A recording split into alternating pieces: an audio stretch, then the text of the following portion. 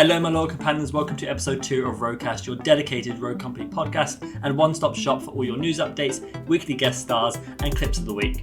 In this episode we're going to be briefly going over the update that dropped earlier in the week, taking us into version 0.49 of Rogue Company. We're also going to have an exclusive interview with OctaneProTV, a YouTuber, streamer and general content creator on the platform, and we're also going to be showing you some cool clips of the week that I found from the hashtag RogueCast and hashtag Rogue Replay sections. I am your host Radha, let's get into the RogueCast.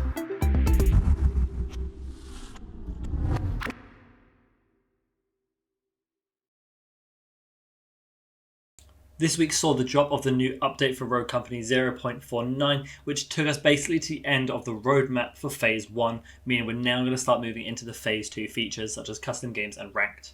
When those are going to drop, we don't know, but we know that they're going to be sometime on their way now, and we should all look forward to that. In this update, we saw a few key changes and additions, such as the introduction of the surrender system in the game. If you have a teammate who leaves 3 minutes after they've disconnected, you'll be able to go into the pause menu and click surrender, which, if the majority of your team agrees to, will end the game there for you. You don't have to sit through a 2v4 or a 3v4 or a 1v4 for longer than you'd want to. The surrender system can also be activated 10 minutes into any game mode. If you're getting stomped, you may choose to do this rather than sit through the last few rounds if you're getting absolutely destroyed. The update also saw the introduction of the store, adding some new skins, emotes, weapon skins, and general features available for you to buy. The store is set to rotate weekly, so there should be new content every single week. And currently, the only way you can actually purchase these items is with Roguebucks, which is the equivalent of real money in the game. You have to purchase it through actual money. If you want to use your reputation, which is your in-game earned currency, then they do plan on releasing different features and things for you to purchase skins and other cosmetics that way. So your reputation grind isn't worth nothing. Fatherhood is also finally back in the game, and I was really enjoying playing it. It felt weird to play it after so many weeks without it actually being there, and when we were squadding up for tournament practice, it felt a bit weird to try and play that map again in my sort of new play style. But with the introduction of Fatherhood back into the map, it turns out that Icarus is now gone. So if you're wondering why that isn't in rotation, it's because there is an audio bug that is causing it to be a bit disruptive, and so they've taken it out of rotation for now. Hopefully that will be brought back soon. Icarus is one of my favourite maps.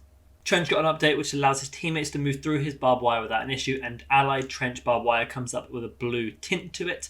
Unfortunately, there was a bug at the moment where also the enemy one comes up blue, but that should be fixed soon. Then finally, for a limited amount of time until Tuesday, 9 AM Eastern, there is going to be a limited time game mode, which is 4-man quads. So you can only enter if you're in a 4-man, and you only go against other 4-mans. This is kind of the biggest equivalent to scrimming you can kind of do. At the moment, at least you know you're against 4 other people on comms.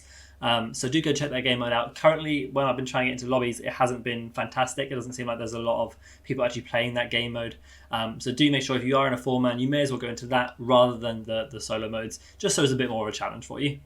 That's it for the update, and other than that, really, there hasn't been a lot of news this week. There have been some new skins being added and taken away from the files, and you can go to @RocoLeaks on Twitter to go check out what they've been discovering. The only other thing I want to go over is that the second monthly Rogue Bowl tournament hosted by Maru Gaming has been announced on their Twitter, and I've actually got a video on my channel going over everything you need to know about that tournament. This is the biggest community tournament that is running currently in Rogue Company, so do go check it out. All their links are in the description. As I said, video on my channel if you are interested. I will personally be playing in that and live streaming the event. It is on the 19th of September 2020 at 1 PM Eastern Time to 4 PM Eastern Time. That sums up all the news for this week, so now we're going to get on to my interview with OctaneProTV.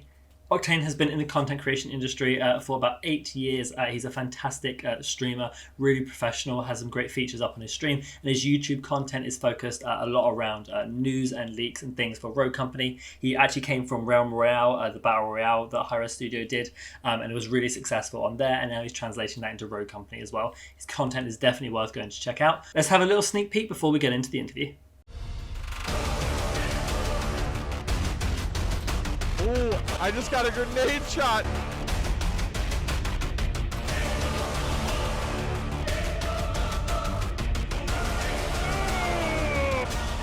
Oh my God!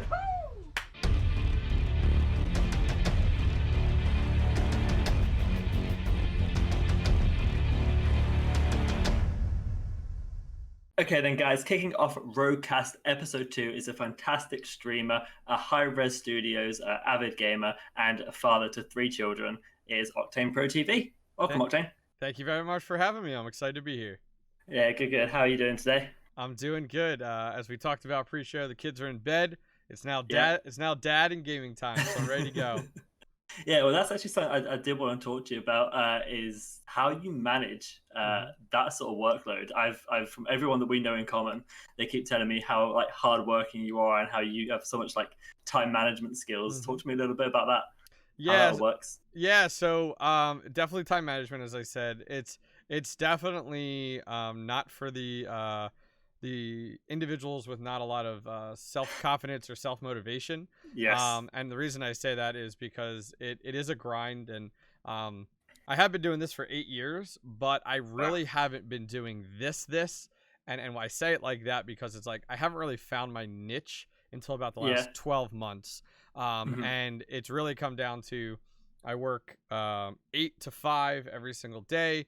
Now, in the current situation of COVID, I work remotely. So that has Yeah. increased my content output because I'm not at work every For day. sure. Yeah. I'm in front of my setup every day working, but then I'm also content creating as well. And Yeah. then on top of that, after when 5 o'clock hits, I put on my dad hat, I put on my husband hat, my homeowner hat, and I do that from 5 until 9.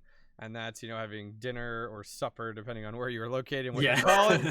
Tea. Um, We go with that's tea sometimes. that's right. And then from there, spending time with my kids, working on the house, cutting the grass. Yeah. In America, we have a lot. Most of us have decent sized properties if you're in the suburbs like I am. And Yeah. then on top of that, 9 o'clock hits. And so I literally have my own Google account and Google Calendar just for streaming. So and that is literally like tonight. Like RogueCast is on my calendar tonight. Yeah. Last night was Dad's a Gaming podcast. Tomorrow I was invited to play Call of Duty with a few people. The day Yeah. after that, I need to commit some time to Realm Royale because that's where my viewer base is. So Yeah. it is all time management. And then on top of that, during my day, I use something called Microsoft To Do. If you've never used it, it's free. No, never heard of it. It's on the Microsoft Store. You can download it completely free, and it's pretty much a checklist, and it does day by day. And so my checklist day by day is not just filled with my workload for my 9 to 5 job; it's filled with my content creation workload. So it's posting clips, creating thumbnails.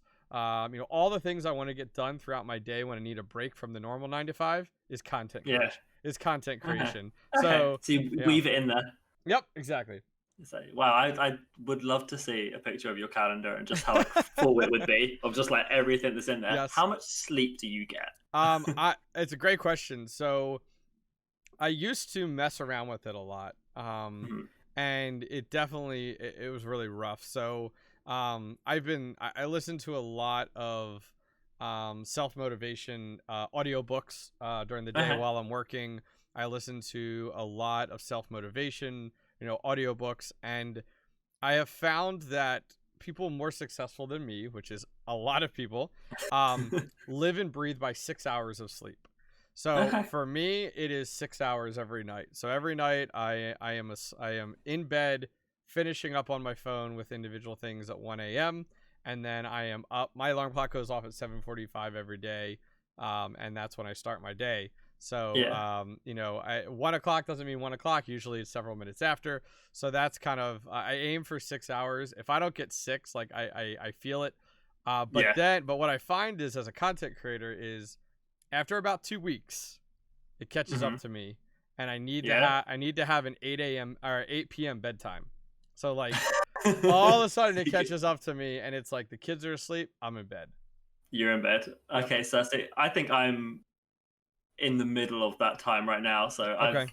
I've been at content creation for a month or so, Okay. and in the last sort of week and a half, I feel like it's started to pick up a lot more for me, Mhm. and I'm sleeping 5 hours and functioning well. Mm. I'm waiting for that to catch up to me. I'm like Yep. I'm in bed at 2 and I'm up again by 7. Yep. And I'm waiting for it to catch up. So if you said 2 weeks, I'm about to hit the end of that. Yep. Yeah, it does. It catches up with me, and I'm just like, oh my gosh. Like, no, I don't really have time during the day to like take a nap or anything like that. Just Yeah. with like work, and then if I wanted to slip like a 15 half-hour one in, there's kids running around the house, and my Yeah, wife's home, exactly. so like that's not realistic at all. Yeah, it's like you said, you got to put it on your dad hat as well. It's Yep, a lot to manage, a lot to balance, isn't it? And you got to make sure everyone's happy, you're happy, your work's happy, and everything. absolutely. Would you?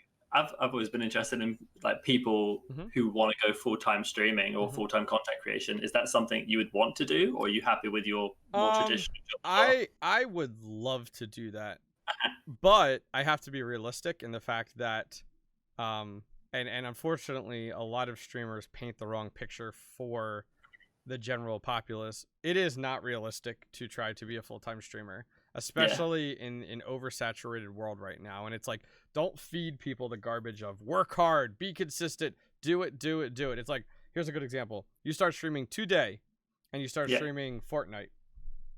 You will yeah, probably lucky to maybe average 10 viewers if you're lucky after a year. yeah, And it's like, well, yeah, no, that's not true. It's like, yes, it is. Like, there are thousands of people that stream Fortnite. Why would they watch you? yeah. And so that one is definitely a rough one. I would love to do it. I started streaming actually back on Justin TV, which most people don't Oh know wow. what that was. Justin Yeah, no, TV I've heard of it. was the platform that preceded Twitch, and then they decided to break gaming off of Justin TV and called it Twitch. And Justin TV just they ended up closing up shop because it wasn't worth it anymore. And now it's Yeah, funny because Twitch pretty much has all these categories that aren't video game related. So it's like yeah, they kind of came full circle. But no, I don't think it's realistic. I don't make I barely make anything off of streaming. I mean, right now, mhm, I have my subs, I have some donations, I have ads because I'm partnered, so I make yeah, a few bucks a month. And then on YouTube, only in the past year actually have I actually it was like 6 months ago maybe that I actually got uh-huh, YouTube partnered, which is totally different than the way YouTube used to be. Go back 5, 10 years ago. uh-huh. So I just started making money on YouTube like 6 months ago. Yeah. Okay. That's weird because I know I know Realm Royale was your thing, right? Like Yep. it Yep. was what kicked you off for sure. And you would you must be putting content out for that for how long? 2 years? Yeah, You can Realm remember saying? Royale. Yeah, Realm Royale. So I started playing Realm Royale about almost 3 years ago. It was prior to it actually hitting Steam. And Hmm. then it was about 6 months before it hit Steam. It hit Steam in July of 2018. I was creating content, but I'll be honest with you, it wasn't good content. Uh-huh. And many people can learn from this. It was regurgitated live gameplay, Yeah. and that's not good content to me. Like, No. I I agree. very quickly, several months into that, about a year ago, I'd say, as I said in the top of this Mhm. video, about a year ago, I found my niche of like, okay, my value to the Realm Royale and YouTube community is not here's my Realm Royale gameplay. It is, hey, here's update, here's news, here's Yeah. discussion, here's rumors in the Realm Royale scene, and Yeah. that's when my YouTube took off for me. And believe it or not, that is how YouTube fueled my Twitch. Uh-huh. And Yeah. my Twitch has grown significantly since then, and it seems like that is the new thing where it's like you need to grow on other things that could filter into your Twitch, Mhm. because on Twitch you're a dime a dozen. There's a Yeah. bazillion people. 100%. Yep. Yeah, yeah, and I think the advice that I got when I was sort of getting into all this stuff was exactly that: is you don't grow on Twitch. I think the phrase I heard Hmm. was you don't get followers, you don't get like gain traction when Yep. you're live. It's all happened offline, and I've sort of got into this routine of my Twitter feeds into my YouTube, feeds Mhm. into my Twitch, and that's the sort of trajectory that it goes. And for me, Perfect. that's sort of exactly how it's worked. But actually, I wanted to ask this a little bit later on, but I think it's good Go timing for now. it. I have a lot of my viewers who are. It's very strange. So I've only been at this a month. I'm very very new, but I have a lot of people just starting out trying to do Twitch and YouTube and Hmm. stuff. Ask me like, what's like, how do I do it? And I'm there like, I've been here a month. I'm kind of winging it. I'm trying to put out good content. I'm really committing my time to it. But what would be your advice then for these brand new creators coming No, into all of this? great question. I get this a lot on my live stream, and Yeah. I have to warn people because I have to be like, Mhm. listen, Twitch streaming is not for everyone. And it's so funny now because, or even YouTube, because it's like when I was in school, now granted I'm 35. So when I was in elementary school, middle school, high school, you would Mhm. look up to these sports figures and you would say, I want to be like them. Well, Yeah. now it is a lot of these kids looking up to professional esports athletes or streamers or Yeah. content creators, and it's Mhm. the same thing. It's like most of you aren't going to make it, and if you do make it, it's a long grind. So Yeah. for people that come to me saying, hey, like I want to start to get into streaming, I say pump the brakes. Why don't you try something else first, like YouTube Yeah. or Twitter Yeah. or TikTok or Instagram? Like build a following somewhere else before Twitch. And if anything, I tell people, it's like if I had to start over and go back 8 years ago, 10 years ago, I would start on YouTube and I'd stay on YouTube. And they're like, wait, why?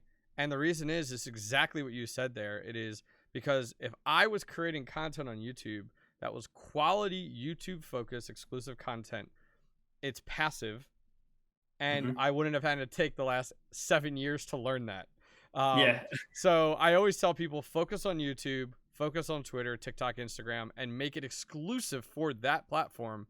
And Yeah. also, you have to do something that no one else is doing. And it really, I seem to stream to a very younger audience. My demographic seems to be between 16 to 24, and Yeah. based off of my YouTube and Twitch stats. And what I have found is there's a lot of people that say, oh, well, I could just do that, what they're doing, but do it better. And it's like, no, you couldn't. Uh-huh. Like, or Yeah. oh, they have a better audience, or they're a better player. It's like, let's be honest. Like, you're starting out from zero, so Exactly. content that Yeah. no one else is doing, and it's like, wait, well, how do I figure that out? And it's like, that's the golden ticket. Is like, if you could figure out something that other people aren't doing, and that's what it was for me for Realm. No one Yeah. else was playing journalist, reporter, news confidant in the Realm Royale Yeah. community, and Which that's is so what strange. that's what worked for me. Yeah, like I felt that's so strange because when I started getting into Rogue, because Rogue is like my main game that I'm Mhm. focusing on content creation for. Everything I saw was news and articles and stuff. And you know what? Everyone I spoke to who did those sort of videos, Mhm. at some point your name popped up. So I think you kind of set this trend going into to Rogue that Mhm. that is a great format to build your channel on. Yep. And like I said, literally every like creator that I've spoken to and tried to network with has at some point mentioned you in our conversations. Who does that type of content? So I definitely think you sort of paved the way there. Hopefully all good things, but you never know. Yes, all good things. I've never heard a bad word. It's great. But going to Rogue specifically, so you're obviously, I said, a Hi-Rez guy. You've played Hi-Rez games. You know Realm Royale like back of your hand. Yep. My Hi-Rez experience was a little bit of Smite, like 2 Okay. months of Smite, and I was a Ares main. I would blink Nice. in and then use my ability, Yep. pull them all towards me, and shoot fire at them. That was my extent of Smite, really. Oh man. Given your experience with Hi-Rez, I know you talk about this a lot on your podcast, Dads Yep. and Gaming. How does Rogue compare? What kind of trends are we seeing that are the same, and what are we looking at? Well, Rogue is definitely different. It's funny. I actually worked today and submitted some questions. I'm interviewing the VP of Hi-Rez Studios in the next week to discuss Rogue Company. So that's exciting. Something very similar to this, but a lot Yeah. of that question is very much a building block in that interview where, you know, I started playing Smite in closed alpha. And I play and I am the type of person that has an addictive personality. So like I will find something and I stick to it. So I consume myself with it. So it's like I play Smite. It's like, but I don't play anything else for 4 years. And some people can't do that. So I engulfed myself in that community and got involved with DreamHack and their HRX, which is kind of their Worlds event. They flew me down to work production with them and stuff. And then I got involved a little bit with Paladins, like a tiny bit, maybe a year. And then tiny bit, maybe a year. That's a long time. yeah. But not when it comes to like 8 years. No, I guess not. And then I actually moved away from that into more BR style with PUBG, and really got into PUBG. And then a friend of mine, Xphobia is his handle. He was like, hey, come check out Realm Royale, because I tried Fortnite and I was like, build mechanic is more important than running gun. I was like, that's not for me. But that's why I don't return to it, because it's like, hey, if somebody asks me to play it, it's just not my cup of tea. But they had asked me to get pulled into Realm Royale, and before even I got into Hi-Rez, I was very much involved in World of Warcraft. So when I saw Realm Royale, it like re-sparked some interest of classes, like just classes overall were very cool to me and a very Yeah. cool mechanic. So that's Yeah. what drew me. So it's like, okay, BR and a class mechanic pulled me into Realm.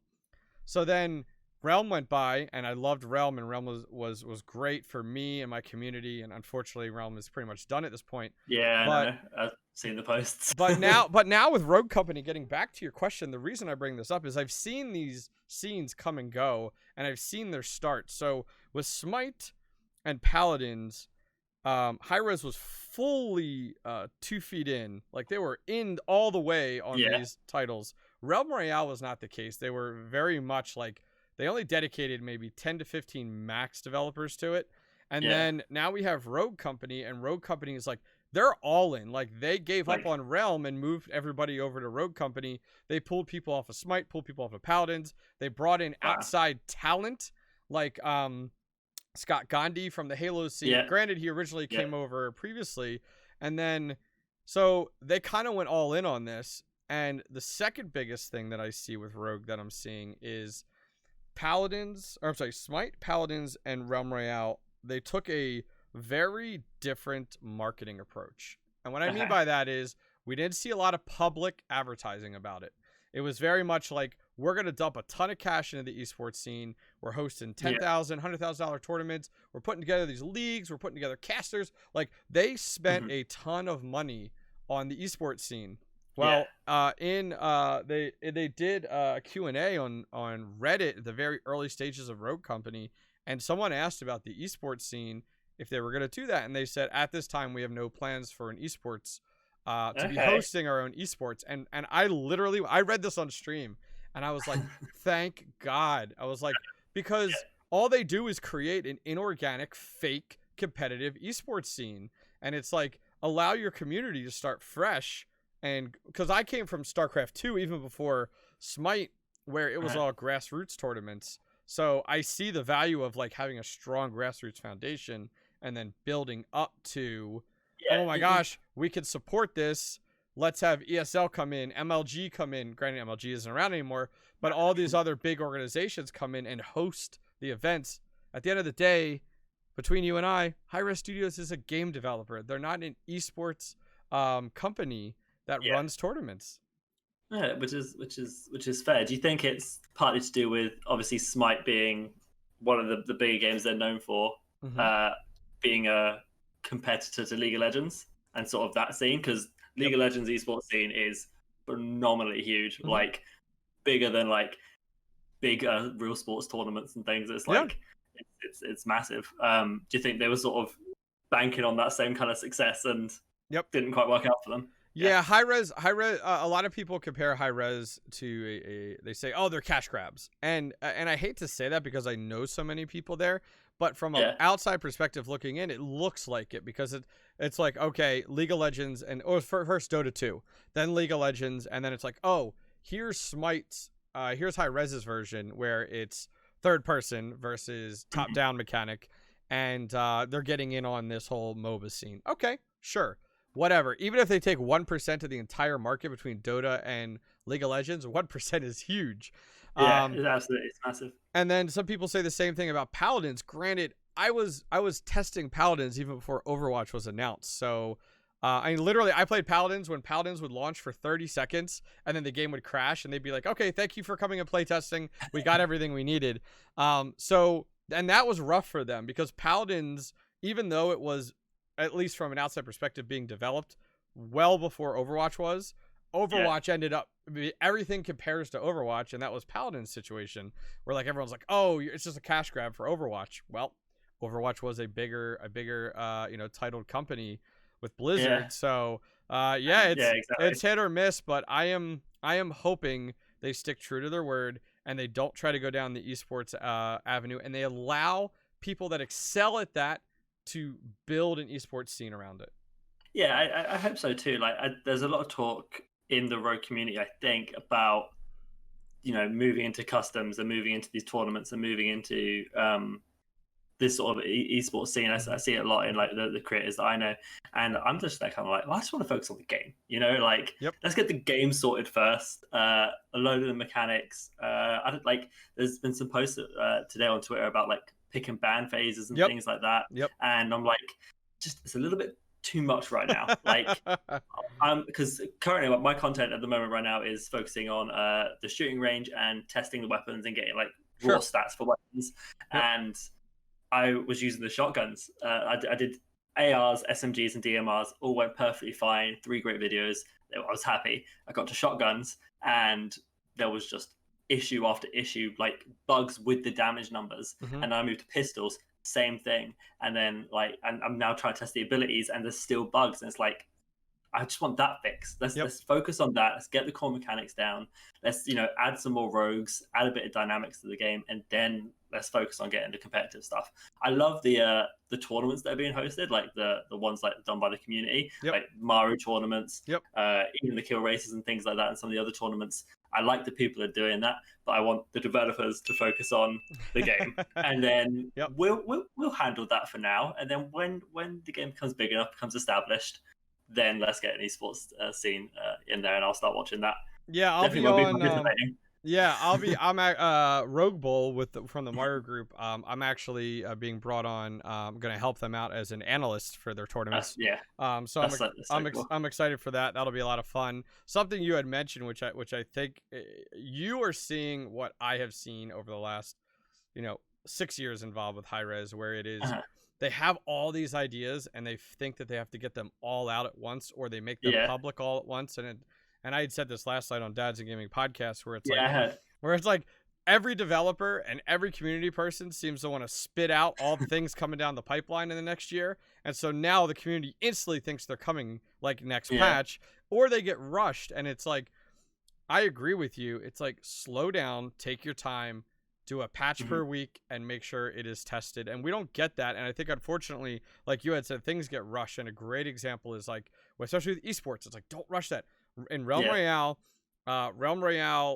they decided they wanted to inject cash into the scene in order to bring in your ninjas, your shrouds, your Josh OGs, your summits. So they hosted these $10,000 tournaments.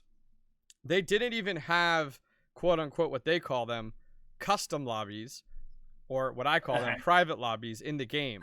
So what they had to do was, like, we all got in a Discord, and then they provided us this username and password that we had to type into a command field, and then it added us into this queue, but like we couldn't see ourselves. So like we couldn't see, like, are we in? Are we not in? Like, there's no timer up. Like, what's going on? This is 100 people, let me remind you. And they're all like streamers. They're all these big people.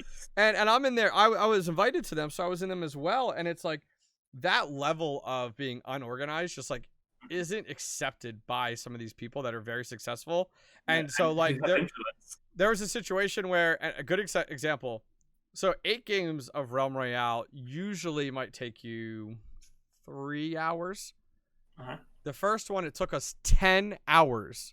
Can you imagine Shroud sitting there for 10 hours? After game 7, he's like, screw this, I'm done, and he peaced out. And it was just one of those where, like, talk about rushed. And so, like, every time I've talked about Rogue Company on the podcast, on stream, on content, I'm always like, please don't make the same mistakes. Like, that is a mistake that someone rushed. And I'll be honest with you, me and Darth X Goldie, my co-host on the show, we are very concerned that they screwed this up. Very concerned that they screwed this up. I am as well. I don't have the history with Hi-Rez that you do, but just from like listening to the podcasts, listening to people who I trust within the industry that know this sort of thing, it does seem concerning, because I'm spotting the bugs. I do like it's a two-sided coin what you said about so many members of the sort of not community, like the development team and stuff, posting and things. It's great that they're there, that they're active. You know, that Scott Gandy responds to some of my tweets. It's fab. But yeah, it's that double-edged sword of, well, then you've also got too much information coming out, too many things that people are worrying about. Like, just some of the Twitter posts that go on for ages and ages about just stuff. I kind of wish they'd put a poll up, look at the numbers, and then go from there. You know, and see what people think. I do like how interactive they are, to an extent. But we'll see how it develops. But what do you think about ranked? Because that's what I'm looking forward to. No, I think I am very excited for ranked. I am naturally, for all the games, a competitor. I got really into ranked in StarCraft 2. The highest I got was Diamond 1 in StarCraft 2, which is a tier right below Masters. And Masters was like the elite, like the people playing live at MLG were your like Masters people. So I grinded hard there. But I am excited for ranked. I was excited for ranked in Realm Royale, and then unfortunately was disappointed when it wasn't a real rank system. And when I inquired about it very early on, found out that it was just like, well, we don't really have a lot of interest building out a ranked system. And it was like, wait, what? Like that is, and so when I talk with people like Glock9 and I did he's another content creator and streamer. Yeah. We did a video of 5 ways to save Realm, and everybody we talked to that were competitors over the last few years had always said we needed something to grind for. And that was a real ranked system. And I was always a firm believer in Realm, and I believe it in Rogue, that you need a system that takes something like CSGO and combines it with like an Overwatch rank system. So so you get your points when you win, you get your you get your decrease when you lose. It's a constant grind. It's difficult. It's rewarding. You know, we thought taking a rank system and combining it with something in Rogue Company along the lines with rewarding. So in season 1 of Rogue Company's ranked, if you place in the top X or you get the top ranks or whatever, you get this individual skin, or you get this, you get that. Like, you need some individualism, and I think people are screaming for that because they see Rogue Company and the potential for very similar to CSGO with skins, and you're like, okay, you know, were you ever a CSGO player or no? I did. I played a little bit. I never got into the skin side of stuff. Okay. But I understand like that. I mean, the skins. I mean, man, you'd see people with these rare skins, and you're like, holy cow! Like, I want that. Or the whole CS:GO gambling scene. Like, they created their own economy around an in-game item, and so it's like there's so much potential here. I hope they do ranked right. My concern is they keep committing to getting these things out to appease the community. And they do. They please us for about 30 seconds, and then we go, this is a piece of crap. And now all of a sudden, now we lose people. Exactly. Yep. Yeah, I think it's definitely a difficult one. I think you said it on the podcast yesterday, is they have one shot with the rank system. That's it. One shot, and that, I think that will be more than anything the biggest breaking point of the game. Even for me, like, I'm a grinder. I love to grind whatever it is. I grind League of Legends. I'll grind skins on all different kind of games for whatever it is. I like having, for me, actually, I need a nice emblem or whatever it is. So as long as my like diamond rank looks really nice, I don't mind. And I actually had that problem with Valorant. I played Valorant for a very little bit. Fantastic. I didn't even touch the ranked because I didn't like the emblems, and that was it. Oh, that's funny. So for me, that's important. I just need something to grind for that makes me feel proud, I guess. So I do hope they get it right. But when I was sort of like scrolling through your content and stuff, you have a video up on your channel that I think is fantastic from a personal point of view, and that is your 4K damage trench video. Yep. So now Trench is a little bit of a meme within the community in the sense that no one rates him. I put him as an A tier. He really teetered on that S tier for me when I did my tier guide. What is it? Do you like Trench? Is he your kind of guy? You seem like you liked him in the video. What's your vibe on Trench? Yeah, so for me, a lot of people, and I think it comes down to maturity level, but a lot of people instantly go to, okay, what's the best character in Rogue Company? And it's like, oh wow, like that is a loaded question because we have extraction, we have demolition, offensive or defensive, and then you have strikeout. So it's like, all right, let's break that down a little bit more. So now let's go to demolition, because demolition we know is going to be the competitive side of Rogue Company. And for me, it's like, okay, let's talk about defense. So in defense, your main points of focus are holding a location and CC, crowd control, for those of you that don't know what it is. So for me, I look at someone like Trench, who has barbed wire, has 2 grenades into the poison gas, and then on top of that has the anti gear type of little device. The protection unit. It's like the protection system. Yeah. Trophy system. Yep. Pretty much. Yeah. Trophy system in a lot of those other games. And so when I look at that, I go, okay, who's going to hold the site the best? And so I navigate directly to Trench. And then on top of that, I love his DMR. I love that single quick fire. You know, I love that. Like, it is phenomenal. With the crosshairs, the no scope, I love the DMRs. His is probably, to me, is the strongest.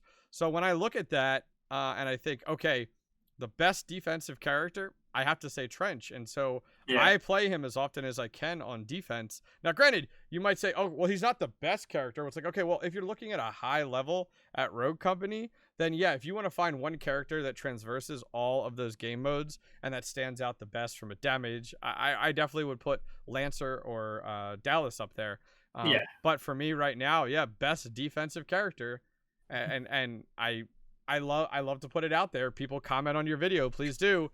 Argue with me why you disagree with me, because if it and I love it. I love seeing a team that believes in that CC, and you go with like a Trench and a Vi. It's like, oh my gosh, the amount of CC you have, you could hold a point for days. So yes, that's my perspective.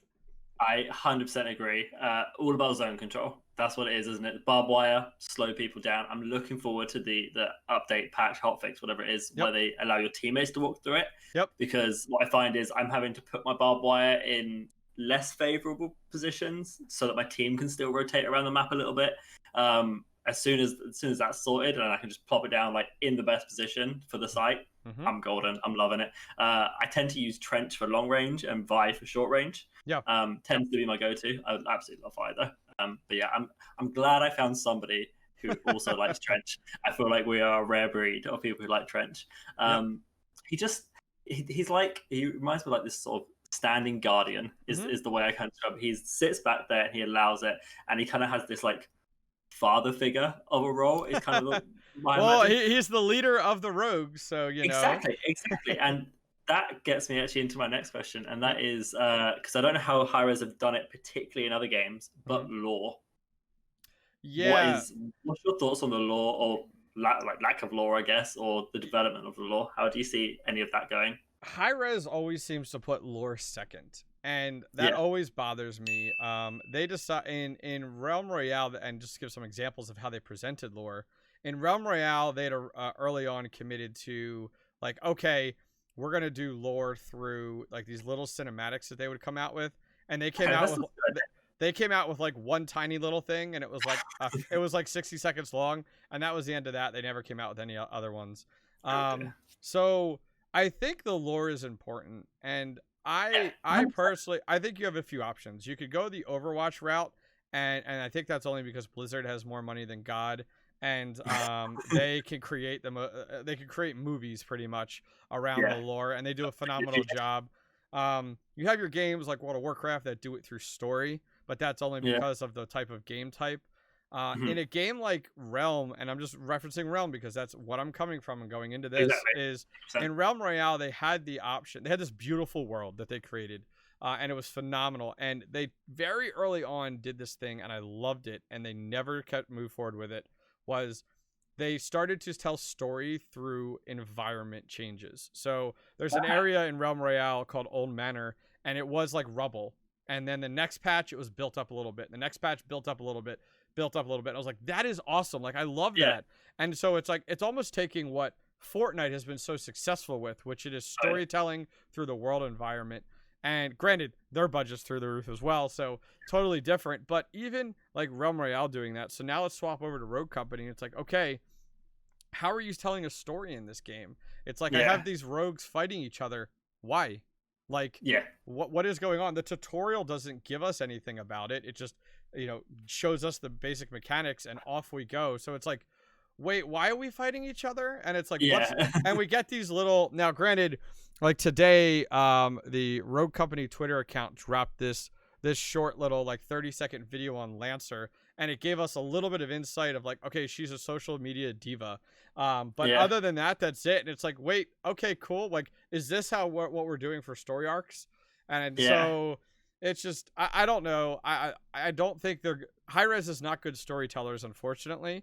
So I don't know how they address that. Like, I feel like they need to hire on somebody from outside the company, which they don't do often enough, to address that, because we, as much as we love gameplay, we love lore just as much.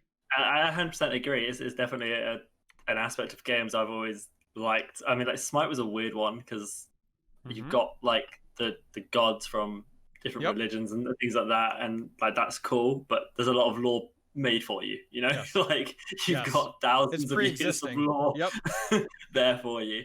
I do really want them to do some of the lore. All my like original videos, when I was going through the different characters, I went over their bio, and like for Lance, it says she was a social media diva who decided to join the Rogue Company.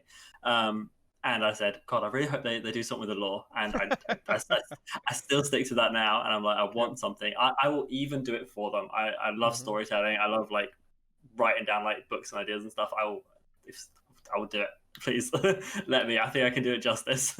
I just want something good, you know? I don't think, unfortunately, you know, I love Hi-Rez Studios regardless of the mistakes that they made over the years. But I will say sometimes I think they kind of jump the gun on things, and this is a great example of it's like, okay, you launched a game, you launched characters that people want to connect with, but what's your game plan for lore? Like we saw the 3 phases, nothing in there talks about lore presentation. So it's like, what's our game here? You know, what's the goal here? So I don't know what that is. They may not have any goal. They'll be like, we're not doing lore in the game. The lore is gonna, you know what I mean? Like, so I'm not really sure. You know, that's fair. If they decide to go down that route, say it, do it. Yep. Remove the bios. Yep. And go for it and focus on your gameplay. Yep. But if you got the bios in there, you're teasing me in, and I'm going to pull on that thread. And if there's nothing at the end, I'm going to be sad. But yeah, so that's definitely my stance on lore. And again, I'm glad I've got someone else who agrees with me on this. But other than that, I think that's going to take us to the end of the podcast here. I just want to give you a chance to plug what you're doing, what's up next for you sort of this week or in the future, what your plans are, and let everyone know where they can find you. Sure, absolutely. So I'll just put out one promo here. Be Polite is YouTube, just like we talked about at the top of the show. For me, it is OctaneProTV, and over there you can find lots of Realm content, because that's where we're coming from. As well as now lots of Rogue content. I've been grinding Rogue content pretty much over the last several weeks. My focus is not gameplay videos, as I talked about. It is very much news, changes, kind of diving into some things. And other than that, coming down the pipeline for me, it is finding my niche. I don't believe I have found my niche yet in the Rogue community, and I want to do that. And so it's like, what can I provide? And something I'll tee up to any new creators. What can you provide that no one else can? And that is the thing where like, you really got to think it over. And that is what I'm still trying to figure out, is like, where does that fit for me so that I could be successful within the community. And I'm not just another creator putting out gameplay. So yeah, that's where you can find me. youtube.com/OctaneProTV. Yeah, and I would to the audience, I'd definitely say go check him out. For me, what draws me to your content is this sense of experience and like just trust in what you're saying. It just comes from personality, I think.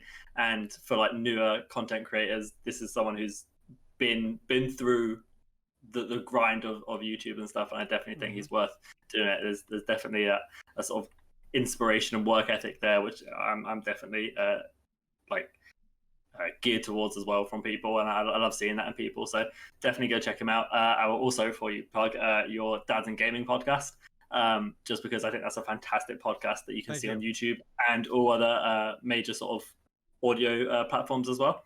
Correct. Yep. We actually focus on launching our audio platform first. So we are on 12 different audio platforms. And so what that means for the audience is you can find it on Apple, you can find it on Google, you can find it on iHeartRadio, Alexa, TuneIn, Stitcher, Spotify. It's everywhere. And then if you want the video version, it's on my YouTube channel that I discussed previously. And we do that about once every week and a half. It's a longer show. It's like an hour 15 minutes.